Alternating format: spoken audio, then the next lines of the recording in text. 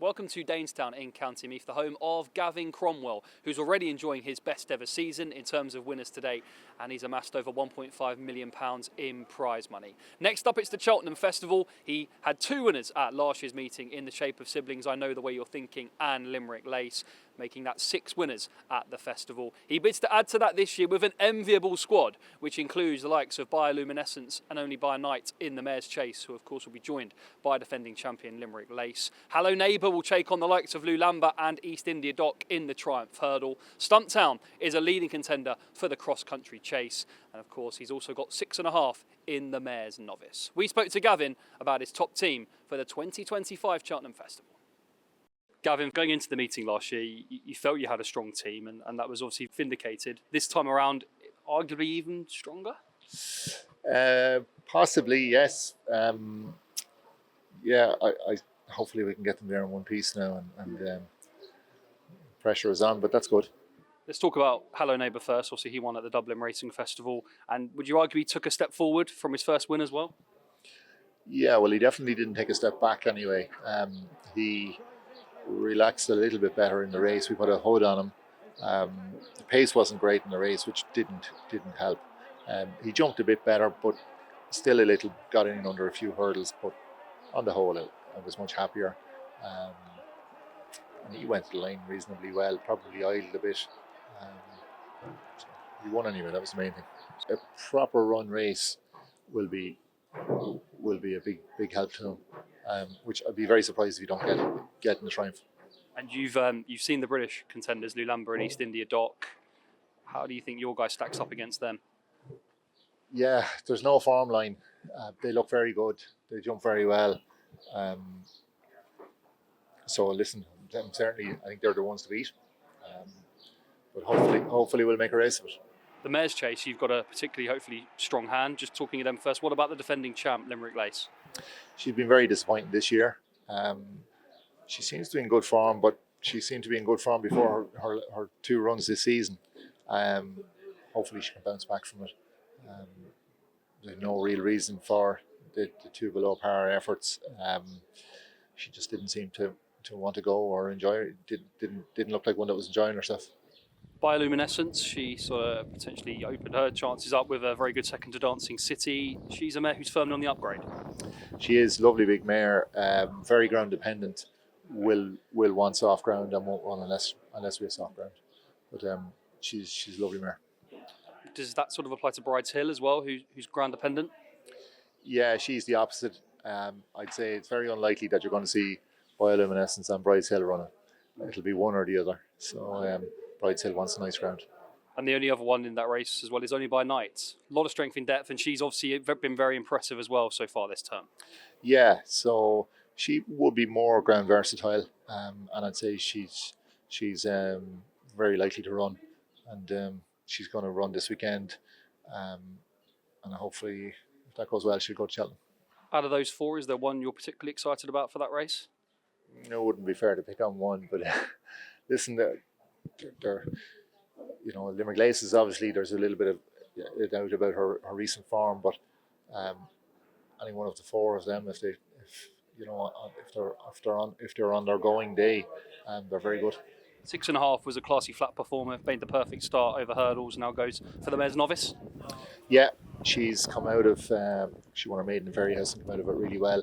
She's going to go straight there. She jumps really well. Don't think she needs another run. We might give her a run around in school and hurdle, but happy with her. And she obviously, as mentioned, has that flat class as well. So is she one you're particularly excited about now going hurdling even more? Yeah, so she started off over running in bumpers, and she won a bumper at the Punchestown Festival last year, and then reverted back to the flat and won a couple in the flat. So she has a bit of experience, race experience, even though she's only had the 1 run over hurdles, but she jumps really well, so looking forward to her. Cross-country wise, Stumptown, he's in good form? Yeah, great form. I suppose we're a little bit in the hands of the handicapper. He won well the last day at the December meeting, and he's going to go straight there. Vanillier won yesterday in Punchestown, the Banks race, so he's going to have an entry. Not certain to go there. He could go straight to Grand National. So Just on Stumptown, that track, the idiosyncrasies of it, just seems to bring out the best in him. Is that fair to say?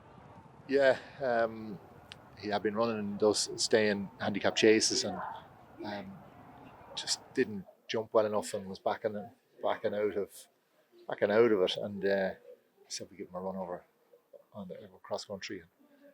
Didn't really think he was a likely one to take to it, but unbelievable how he's taken to it. He just loves it. And then just back to Vanillier, you must have been delighted, as you said, about the win at Punchestown. Yeah, thrilled. Blinkers on for the first time. He really enjoyed himself. He's just turned 10. So listen, he is a veteran, but I was delighted to see that yesterday. One horse you think is going to go to national is Percival Lagawa? Yeah, I'd say he'll probably go. I'd say go straight there.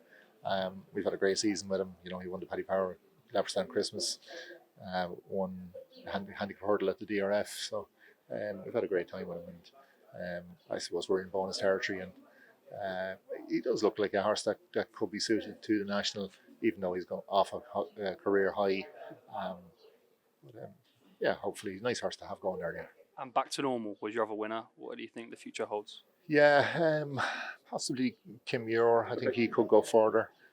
He does have the option of the novice handicap as well, or the Ultima. But I'd say Kim Muir maybe. Just fly through a few of these other ones then. Will the Wise, who was third to final demand at Limerick and a subsequent winner at Punchestown, holds an entry in the Albert Bartlett or Martin Pipe maybe? Yeah, the handicapper has given him a mark of 123 in Ireland, and it doesn't really warrant going to Albert Bartlett, but so he could potentially run between now and then, and if he could win off that, maybe he could justify going to it. He's a nice horse that's going to make into a nice day in chaser, so we've no definite plans for him at the moment. I'm Lorenzo, didn't happen for him at the DRF. Is he likely to go? Yeah, a little bit disappointed there as well. He didn't hit the line at all. He stopped, so he'll have to bounce back, or he won't be going there. Al Gasparo? He's going to go to Carl Cup, go straight there. Important to have him fresh. He was good at Christmas, and he seems to be in good form. Grand Annual, few potential runners, including maybe Path de Rue third in the race last year. Yeah, I think we're going to step him up in trip and go to 2.5 novice handicap. I'd say we might go with the King of PRS. Possibly Midnight it is, even though he disappointed at the DRF, but he could potentially go there. And my mate Mozzie? He's Grand Annual as well, sorry, yeah, forgetting about him. Mozzie ran really well at the weekend, DRF. So ground is important to him, he'd have to have nice ground. The Tompa Tomp was an impressive bumper winner at Ferry House. Yeah, holds an entry in the Supreme. He'll go for maiden hurdle. He's actually entered the weekend, and he could potentially go in. Pinot Gris? He'll go to the county. Yeah. What do you think of his chances in that? He's off a career high, but he's a young horse and he's going the right way, so yeah, hopefully. And a couple more. Bottler Secret, not happened for him this year. Where do you think he'll go next? No, Bottler Secret. Clutching at straws with him after having a little wind up. He's never made a noise, and we're really just it's a process of elimination. So he travelled well the last day and jumped well, but stopped. So clutching at straws. Champagne Jury? I think he'll probably go to Cheltenham Bumper. The other Mozzie? He is going to have an entry in the 2.5 mile novice chase and in the Grand Annual. I'm not sure which he'll go for. Not sure if he jumps fast enough. He is fast enough, whether he'll jump fast enough for the Grand Annual.